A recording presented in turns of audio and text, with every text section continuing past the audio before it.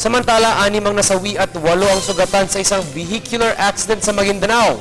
Narito ang ulat ni Munir General, ang aming ARMM correspondent. Magandang hapon sa iyo, Munir. Magandang hapon, Sandro. Assalamualaikum. Inna lillahi wa inna ilaihi rajiun. Isa na naman malagim na trahedya ang nangyari pagkatapos ng isang banggaan kahapon ng hapon sa Parang Maguindanao ng isang 10-wheeler hauler truck at isang sports utility vehicle na ikinasawi ng 6 na pasahero ng SUV, kabilang na ang 1 taon na sanggol at 8 naman ang nasugatan. Ayon sa traffic investigator ng PNP sa bayan ng Parang, ang vehicular accident ay nangyari sa may harap ng Amir Bara Landasan National High School sa Parang, Maguindanao. Ang SUV na isang Toyota Innova ay patungong Marawi City sa Lanao del Sur at minamaneho ni Ida.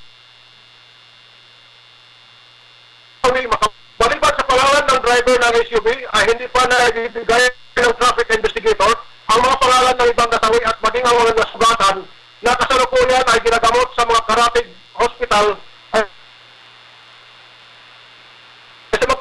Ayon kay Ali Makabalang, senior correspondent ng Manila Bulletin at president ng Kampilan Press Corps,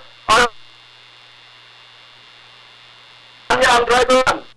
Makabalang, sinabi sa kanya ng traffic investigator na pumutok ang kaliwang gulong ng SUV at ito ang naging sali ng aksidente at nagkataon namang parating ang 10-wheeler hauler truck.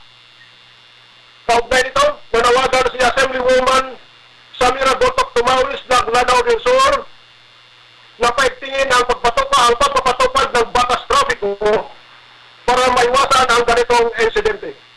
Ayon pa kay Tumawis, maging ang mga driver ay dapat mag-seminar rin sa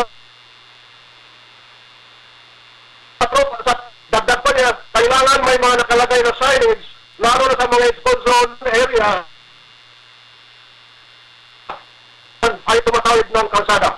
Para sa television ng bayan, mula sa Free TV Central, Mindanao at Munir General Nagulat.